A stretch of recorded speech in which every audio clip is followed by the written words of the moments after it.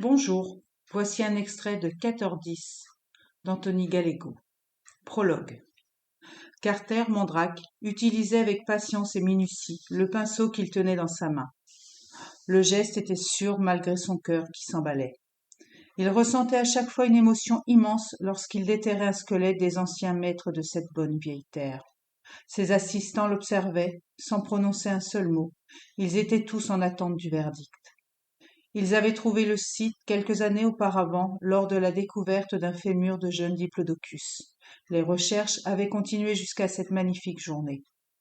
Carter était un paléontologue de nationalité américaine, mais il était détaché depuis plusieurs années au sein de la principauté de Monaco, qui lui accordait des crédits importants pour ses recherches.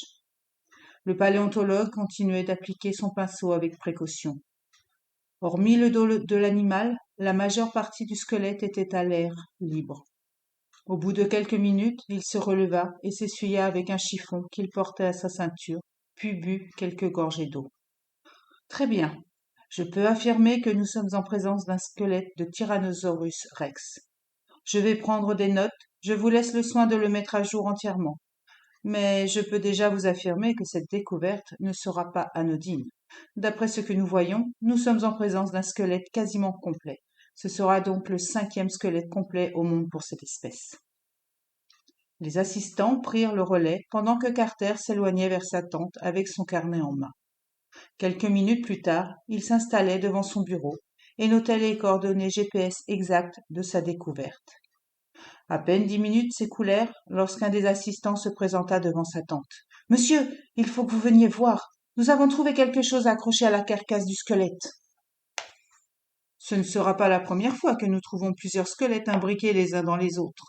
Je sais, monsieur, mais je ne vous dérangerai pas si ce n'était pas important. Carter pinça les lèvres.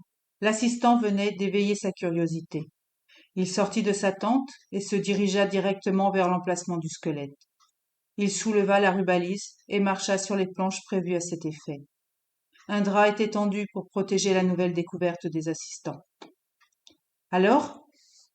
Eh bien, nous venons de déterrer le dos et nous sommes tombés sur ça, dit l'assistant en soulevant le drap.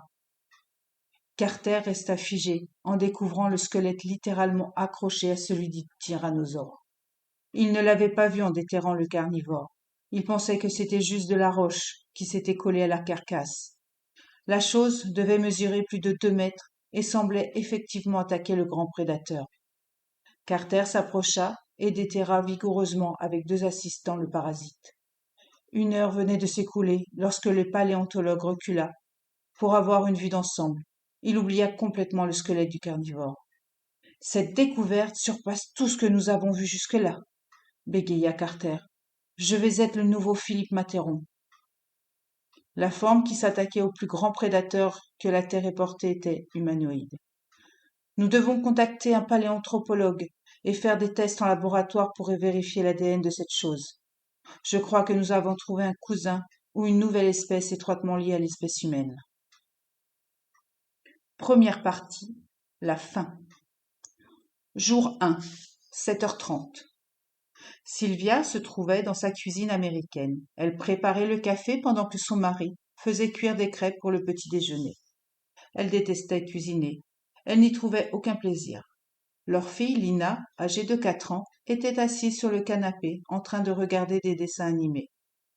Elle n'arrêtait pas de remuer, même en regardant son programme préféré. Sylvia était une très belle femme. Elle avait la peau légèrement mate, un visage qui attirait le regard. Son sourire magnifique avec ses 2 fossettes pouvait faire craquer les plus réticents.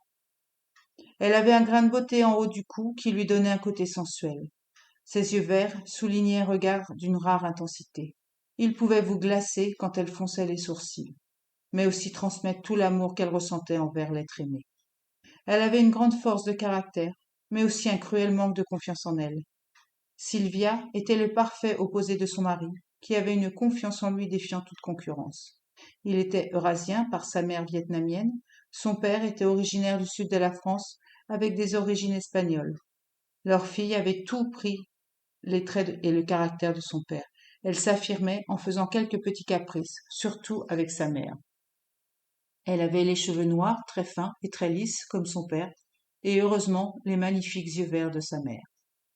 Noah venait de finir la cuisson des crêpes. Il se dirigea dans la salle à manger pour mettre la table. Sylvia le suivait du regard. Elle était en extase devant un si bel homme. Sa vie tournait autour de lui et de leur fille. Elle aimait tout chez lui, dans les moindres détails, son visage imberbe et son regard noir perçant. Elle se demandait parfois pourquoi il l'avait choisie. Elle ne se trouvait ni jolie, ni spécialement bien faite, mais elle ne voyait pas les regards des autres hommes. Elle était une femme forte avec un caractère entier. Elle aimait que les choses aillent dans le sens qu'elle voulait, mais elle cachait aussi une certaine sensibilité que peu de gens avaient eu le privilège de voir. Chérie, c'est bon, la table est mise. Sylvia sortit de ses pensées et porta les cafés et le biberon de sa fille.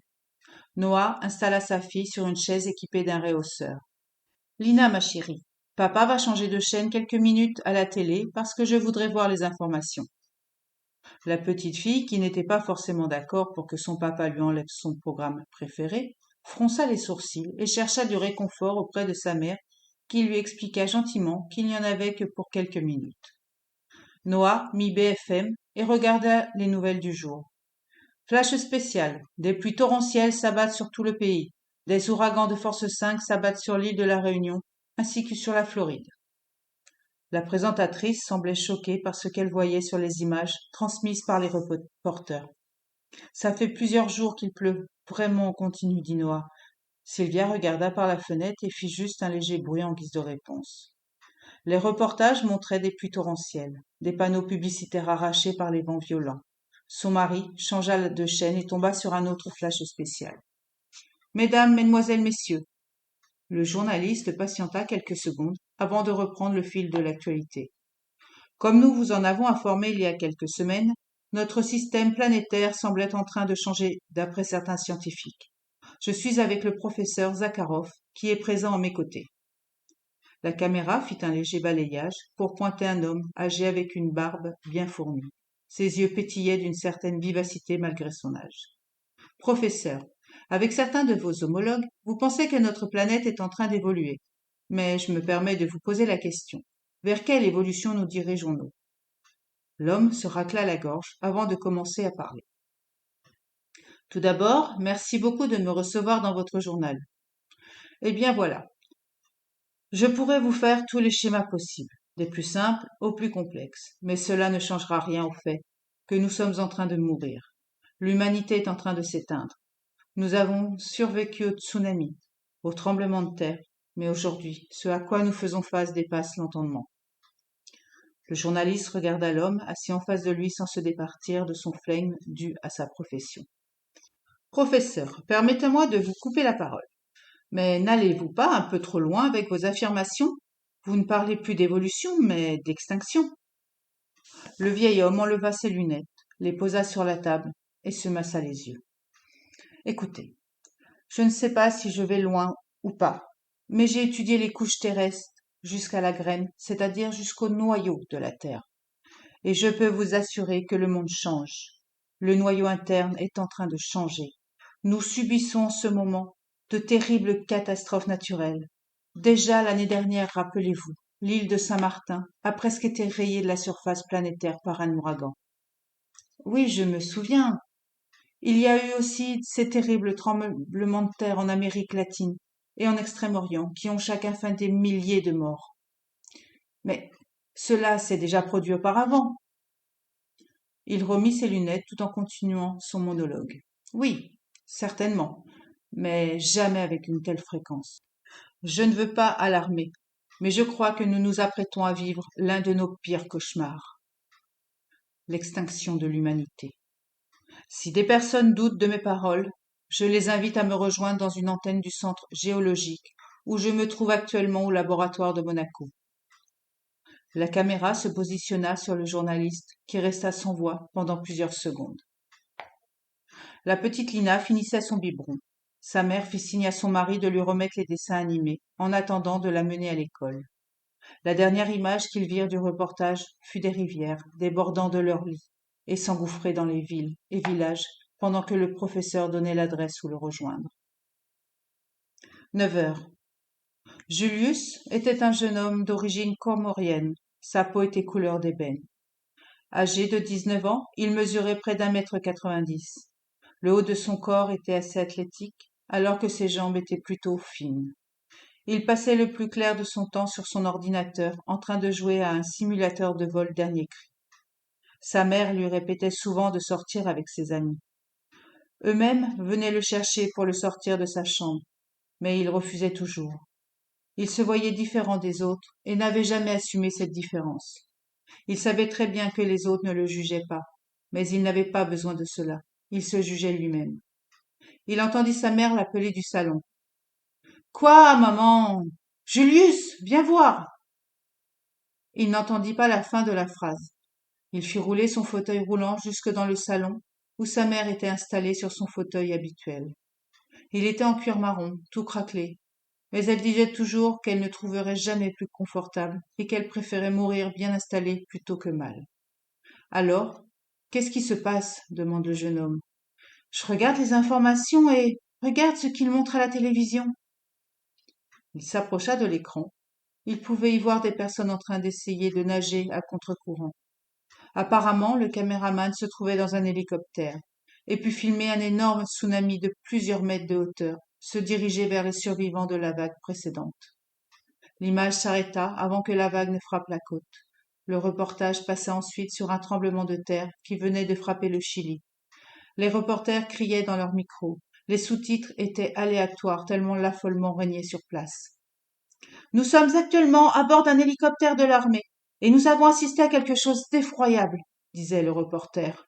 « Les indicateurs de notre appareil se sont affolés. » La présentatrice essayait de garder son calme en voyant les images.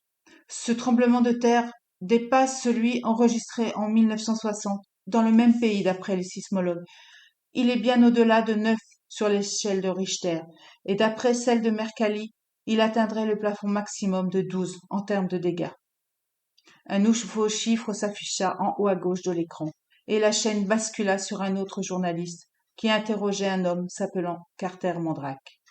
« Professeur Mandrake, vous avez fait une découverte capitale. Effectivement, nous avons trouvé un possible ancêtre de l'être humain, ou un cousin éloigné. » « Un cousin éloigné ?» reprit le journaliste. « Oui, nous sommes en train de l'étudier et j'ai envoyé son squelette à Monaco, auprès d'un de mes collègues qui est paléanthropologue. » L'écran devint noir. La mère de Julius reposa la télécommande. « Ça ne sert à rien de regarder la déchéance du monde à la télévision. »« Mais, maman, pourquoi m'appelles-tu si c'est pour finalement éteindre ?» Sa mère ferma les yeux et s'endormit quelques secondes plus tard. Julius repartit tranquillement dans sa chambre. Il sentait que le monde était en train de changer. Peut-être que ce nouveau monde lui sera bénéfique. Si vous voulez la suite, lisez 4h10 d'Anthony Gallego. Au revoir et à bientôt.